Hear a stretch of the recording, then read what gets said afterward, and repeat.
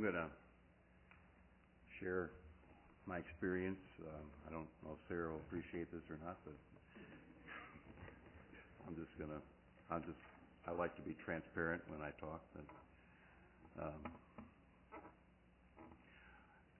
when I was the first drawings that I remember were at a Billy Graham crusade in Chicago at the McCormick Place, where I went forward.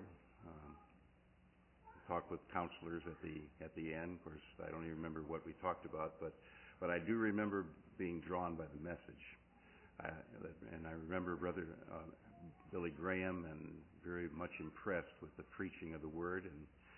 And I remember being at a joint Easter service at a Methodist church in Lowell, Indiana, where the gospel was preached, and I went forward there too. And then when I was going away to college, the minister at Dale Carlia Church said, "Well, you're going away to college, you need to be baptized." And so I was baptized on August 12th, 1962.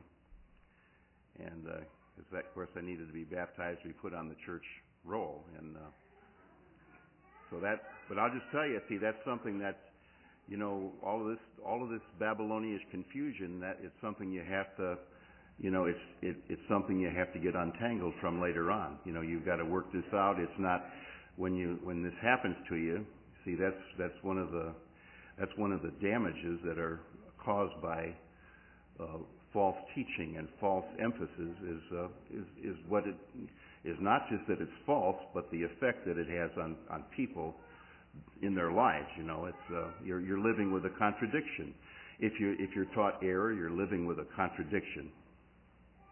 Well, I went to college and met Sarah, and we were in InterVarsity Christian Fellowship, and I thought I was. I remember my second year in college. I was starting to experience things that were troubling me, that I could not explain. I don't know if they were happening to other people, but I do remember that the only thing that would resolve the trouble was like reading a psalm or reading something that Jesus said. And I'd have to go. It was that kind of trouble. I was feeling troubled, and this recourse to the Word of God. I do remember that even in times when nobody taught me about that, and then later on. We moved up to northwest Indiana, and we met Brother Given and Brother Fred and Brother Kenny Smith and the other brethren there, and we were with Brother Given for 20-some years, and I'll just testify to you that was a very wonderful stretch of my life, and being acquainted with Brother Given and Brother Fred, and having this regular diet of the Word of God, and just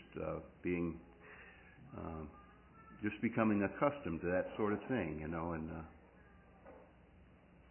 and then after Brother Given left, we continued on there for about 7 or 8 years. I don't remember how many. It's Independence Hill, and then things started to fall apart, and so everybody decided they want to go to Crown Point, and the time at Crown Point was not a good time for me, and it was I didn't handle myself well. I wasn't.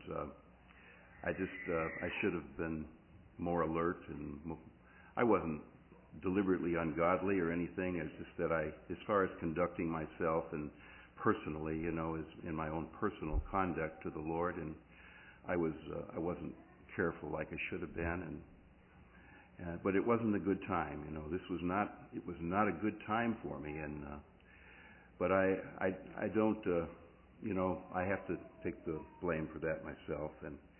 But anyhow, we started up an assembly in Cedar Lake called the Banner of Truth Fellowship, and I thank the Lord for this deliverance. It just didn't seem like there was any way out.